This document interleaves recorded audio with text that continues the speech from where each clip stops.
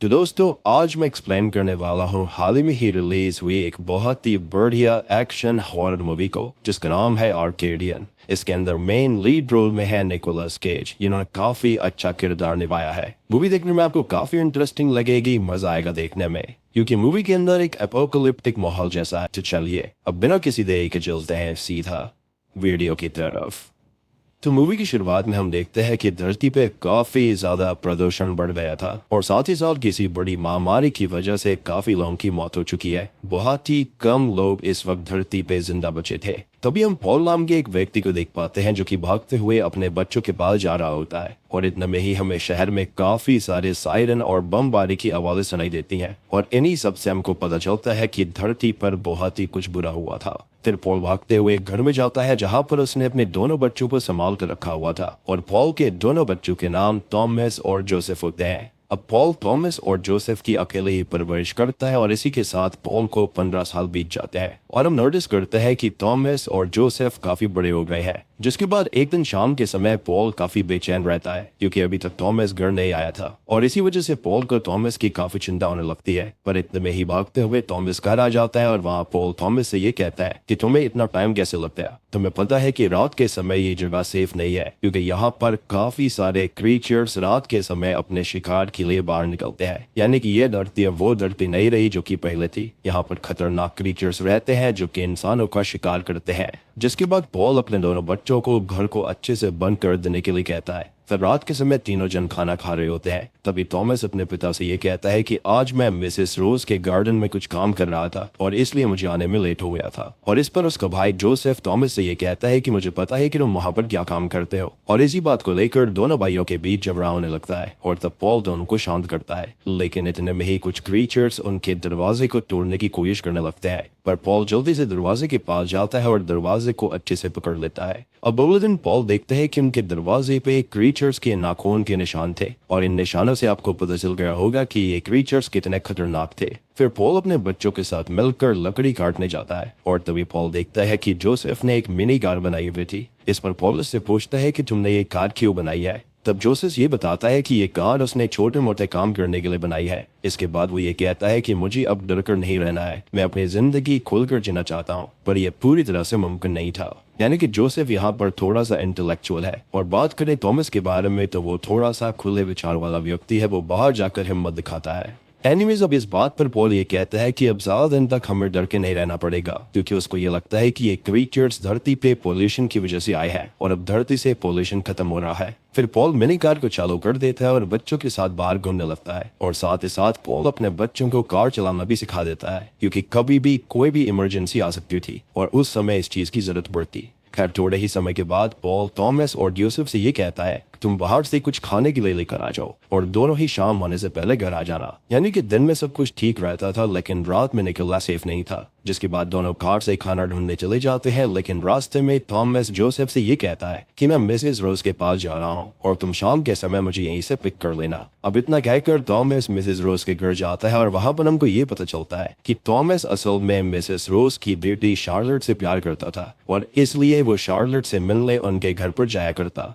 और यही रीजन था कि डाइनिंग टेबल पर जोसेफ ने थॉमस से ये कहा था कि उसको पता है कि वो वहां पर क्यों जाता है। एनीमीज अब दूसरी तरफ जोसेफ एक बड़े से बोर्ड के पास जाता है और वहां से खाने का सामान निकालने लगता है, पर बोर्ड की हालत बहुत ही बेकार थी और इसी वजह से जोसेफ को खाना ढूंढने में काफी मेहनत करनी पड़ती है। खैर दूसरी तरफ शार्लेट थॉमस को अपने साथ एक जगह लेकर आती है और शार्लेट भी थॉमस से बहुत प्यार करती थी। फिर दोनों ही आपस में काफी सारी बातें करते हैं। तब बातों ही बातों में थॉमस ये देखता है कि शाम आने वाली है और उसे शाम से पहले घर पहुंचना था। तभी थॉमस शार्लेट से बाय बोलता है और भागते हुए जोसेफ के पास आने लगता है, लेकिन रास्ते में ही थॉमस एक बड़े से गर्दन में गिर जाता है और बेहोश हो जाता है। जिसके बाद जोसेफ अपनी कार लेकर थॉमस का इंतजार कर रहा था, लेकिन काफी समय बीत जाने के बाद भी थॉमस नहीं आता। तो जोसेफ को ये लगता है कि थॉमस घर चला गया होगा और इसलिए वो भी घर आ जाता है। पर जोसेफ के घर पहुंचते ही उसको झटका लगता है क्योंकि पॉल उसको ये बताता है कि थॉमस वहां पर आया ही नहीं। जिस पर जोसेफ पॉल को बताता है कि थॉमस तो मिसेस रोज के घर गया था और उसको ये लगा कि वो डायरेक्ट घर आ गया होगा।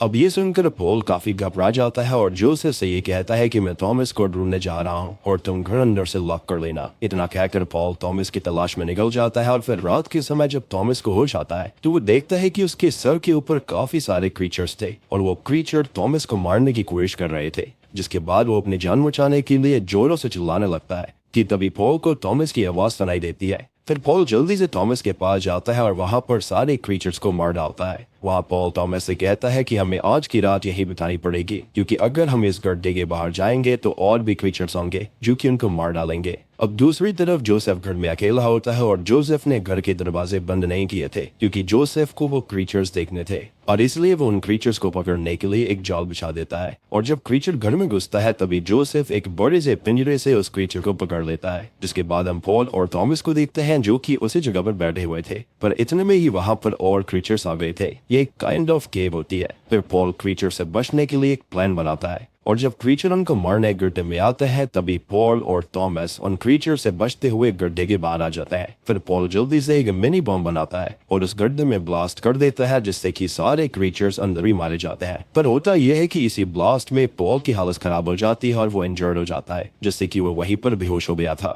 अब अगले दिन सुबह जोसेफ को अपने भाई और अपने पिता की चिंता होने लगती है, इसलिए जोसेफ कार से उन्हें ढूंढने निकल जाता है। कुछ ही देर ढूंढने के बाद उसे अपने भाई और पिता दिखाई देते हैं और अपने पिता की ऐसी हालत देखकर जोसेफ जल्दी से उन्हें कार में बैठाता है और घर लेकर आता है। घर आने के बाद दोनों भाई मिलकर अपने पिता को बेड पर लिटा देते हैं और वहीं जोसेफ थॉमस को बताता है कि मैंने एक क्रीचर को पकड़ लिया है। फिर थॉमस जोसेफ से कहता है कि मैं उस क्रीचर को नहीं छोड़ूंगा, क्योंकि उसकी वजह से मेरे पापा की ऐसी हालत हुई।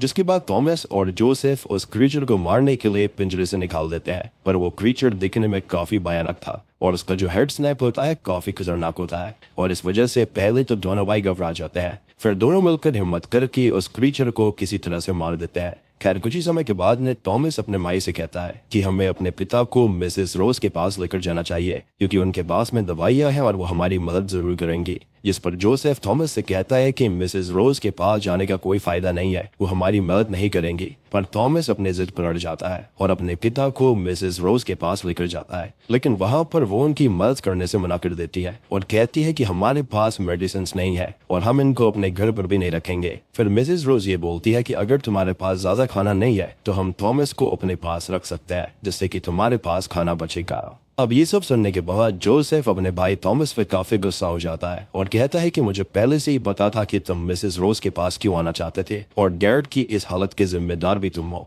अब इस बार थॉमस काफी गुस्सा हो जाता है और जोसेफ से लड़ने लगता है। बेसिकली यहाँ पर जोसेफ को ऐसा लग रहा था कि थॉमस खाली अपने बारे में सोच रहा है। खैर फिर थॉमस ये बोलता है कि मैं मिसेस रोज के पास रहूंगा, जिसके बाद जोसेफ अपने डैड को लेकर वापस घर आ जाता है। दूसरी तरफ थॉमस शार्लेट के कमरे में जाता है और वहाँ शार्लेट थॉमस से ये कहती है कि तुम टेंशन मत लो, सब कुछ ठीक हो जाएगा। और इतना कहने के बाद शार्लेट और थॉमस एक दूसरे को किस करते हैं, पर तभी वहां पर शार्लेट के पिता आ जाते हैं और दोनों को ऐसा करते देख लेते हैं और फिर शार्लेट के पिता उसको लेकर अपने साथ चले जाते हैं। मतलब देख रहे हो यहाँ पर पिता की ऐसी हालत है, लेकिन इसको यहाँ पर रोमांस करने की सूझ रही है। अब जोसेफ घर को अच्छे से बंद कर रहा होता है क्योंकि उसे घर में कुछ गड्ढे दिखते हैं, जिससे वो अंदाजा लगाता है कि क्रीचर जमीन के नीचे से भी आ सकते हैं और इसके लिए उन्हें पहले से ही तैयार रहना पड़ेगा।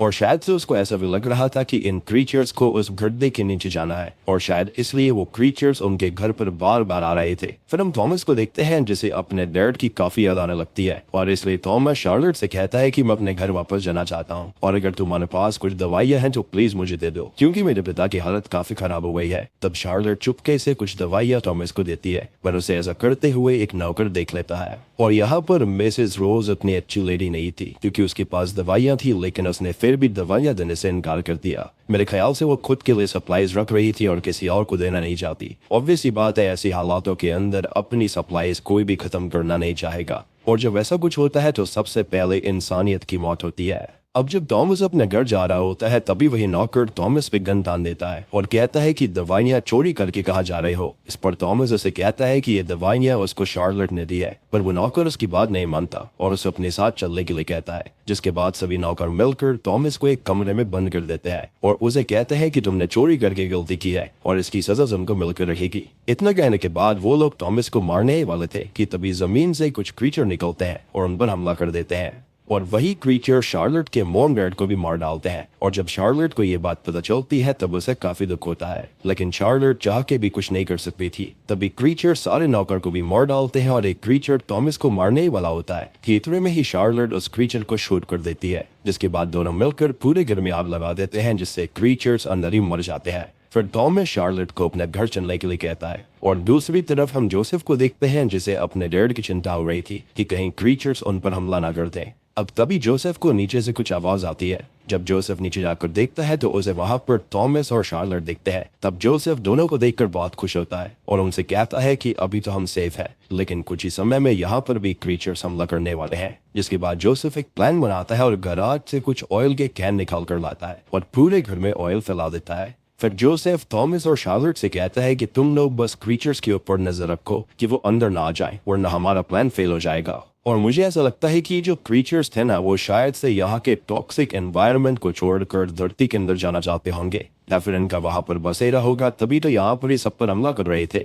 या फिर ये भी हो सकता है कि अंडरग्राउंड टनल सिस्टम के अंदर जाना चाहते होंगे। अब यहाँ पर असल में जोसेफ का प्लान ये होता है कि एक बड़े से बॉक्स में वो लोग बंद हो जाएंगे या फिर फ्रिजेस में बंद हो जाएंगे और घर के नीचे वाले फ्लोर को ब्लास्ट कर देंगे, जिससे क्रीचर्स भी मर जाएंगे और उन्हें भी ज्यादा कुछ नहीं होगा। और अब प्लान के मुताबिक काम चल ही रहा होता है कि तभी क्रीचर घर में आने लगते हैं और थॉमस भी हमला कर देते हैं और शार्लेट अपने गन से सारे क्रीचर्स को मारने लगती है। लेकिन अब वो क्रीचर्स ऊपर वाले कमरे में आने लगे थे। अब तभी पॉल एकदम से खड़ा हो जाता है और सारे क्रीचर्स को अकेले ही मारने लगता है। Damn you ghost rider. पर अब कुछ ही समय में मिनी बॉम्ब फटने वाला होता है और जोसेफ अपने डैड को जल्दी से फ्रिज में आने के लिए कहता है। लेकिन पॉल अपने बच्चों को और शार्लेट को बचाने के लिए कमरा बाहर से बंद कर देते हैं, जिस वजह से जोसेफ और टॉमस अपने पिता को चिल्ला चिल्ला कर बुला रहे थे। मगर पॉल उनकी जान बचाने के लिए क्रीचर से अकेला ही लड़ने लगता है ताकि उनको छुपने का समय मिल जाए। फिर टॉमस, जोसेफ और शार्लेट फ्रिजर के अंदर बैठ जाते हैं और तभी एक बड़ा सा धमाका होता है, जिस वजह से उनका घर पूरा टूट जाता है। पर ये तीनों बच जाते हैं क्योंकि ये सेफ थे। फिर टॉमस और जोसेफ अपने डैड की मौत पर काफी दुखी होते हैं, लेकिन इतने में ही कुछ क्रीचर्स उनकी तरफ बढ़ने लगते हैं, जिससे बचने के लिए तीनों ही कार में बैठ जाते हैं और वहां से जाने लगते हैं। लेकिन वो क्रीचर्स उनका पीछा कर रहे होते हैं, लेकिन तभी शार्लेट अपने गन से उनको शूट कर देती है और इन तीनों की जान बच जाती है। एंड टू बी ऑनेस्ट, मुझे ऐसा लगता है कि ये एक समय पर जो क्रीचर्स थे वो इंसान ही रहे होंगे, क्योंकि इनके जो हाथ पैर का डिजाइन है ना, वो बिल्कुल इंसानों जैसा है। मुझे लगता है पक्का यहाँ पर कोई ना कोई फैक्ट्री के अंदर रेडियो एक्टिव सब्सटेंस का धमाका हुआ होगा, जिसके चलते पूरी दुनिया में ऐसा हो गया। और आपने शुरुआत में नोटिस करा होगा तो पॉल्यूशन के बारे में काफी कुछ दिखाया गया है। तो मुझे लगता है कि जो लोग फैक्ट्री के पास होंगे या फिर जहां पर ही धमाका हुआ होगा, वो लोग इन क्रीचर्स में तब्दील हो गए होंगे, जो कि इंसानी मांस के भूखे थे। खैर, अब अगले दिन शार्लेट, जोसेफ और थॉमस अपने मॉम डैड की मौत पर काफी दुखी थे और इसलिए वो लोग उनके लिए 3 ग्रेव बनाते हैं, जिसके बाद तीनों ही एक दूसरे को सहारा देते हैं और तीनों फैसला करते हैं कि अब वो और इंसानों को ढूंढने के लिए इस शहर से दूर चले जाएंगे। और बूम, इसी के साथ में आर्केडियन मूवी यहीं पर खत्म हो जाती है। तो दोस्तों, ये थी आर्केडियन फिल्म की कहानी। उम्मीद करता हूँ कि निकोलस केज की तरफ से ये मूवी आपको अच्छी लगी होगी। अब देखो, मुझे यहाँ पर ऐसा लगता है कि इस केस के अंदर 2-3 पॉसिबिलिटीज हो सकती हैं। पहली तो ये हो सकती है कि पक्का कोई ना कोई रेडियो एक्टिव सब्सटेंस का ब्लास्ट हुआ था, जिसके चलते जो नियर रेंज में थे वो सारे के सारे क्रीचर्स में तब्दील हो गए, जैसे कि इंसान या फिर जानवर। दूसरी पॉसिबिलिटी ये हो सकती है कि वो एक्सपेरिमेंट गलत हो गया होगा, जिसके चलते ये चीज हुई थी। पक्का कोई ना कोई डीएनए म्यूटेशन या फिर ऐसा कुछ कराया होगा, जो कि एक्सपेरिमेंट गलत हो गया, जिसके चलते इन क्रीचर्स ने सबको ही खत्म कर दिया। तीसरी पॉसिबिलिटी हो सकती है कि ये सारे क्रीचर्स आउटर स्पेस से आए होंगे, किसी एस्टेरॉइड से या फिर किसी और चीज के चलते। बाकी मुझे इस मूवी के अंदर सबसे अच्छा मोमेंट तब लगता है जब ये क्रीचर अपना हेड स्नैप करते हैं, और इनका डिजाइन भी मुझे काफी अच्छा लगा है। और निकोलस केज मेरे पर्सनल फेवरेट एक्टर है। वो काफी ज्यादा वर्सटाइल है, उन्होंने काफी ज्यादा डिफरेंट जॉनरास की मूवीज कर रखी है और वो काफी बड़ी एक्टिंग भी करते हैं, तो मुझे लगता है उनकी वजह से ही ये मूवी ठीक ठाक है। बाकी आप लोग बताना कि आपकी इस मूवी पर क्या राय है और आपको ये क्रीचर्स कैसे लगे। आपको क्या लगता है कि ये क्रीचर्स कहाँ से आए होंगे? क्या ये इंसानी एक्सपेरिमेंट का नतीजा है या फिर ये बाहर से आए थे? Do let me know in the comment section. Channel के ऊपर नए हैं तो सब्सक्राइब कर लीजिए, सब्सक्राइब जरूर कर देना, वीडियो को लाइक कर देना। तो मैं आप सबको मिलता हूँ अगली वीडियो के साथ में।